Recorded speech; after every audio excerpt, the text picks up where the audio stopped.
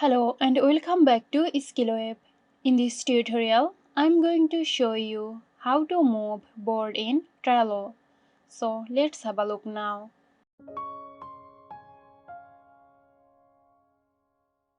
Open Trello and navigate to the board you want to move. Trello doesn't provide a direct move board feature.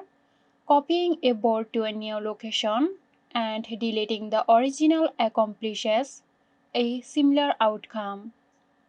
To copy the board, click here located at the top right corner. Scroll down and select Copy Board. Customize the settings for the new copied board, including the board's name and where you want to copy it.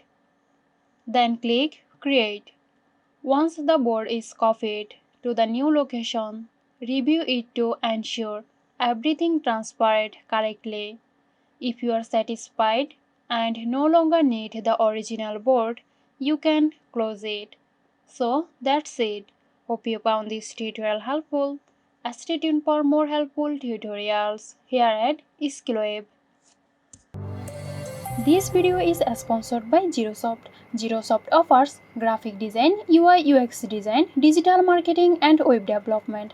Elevate your brand with Zerosoft today. For more details, check the description box.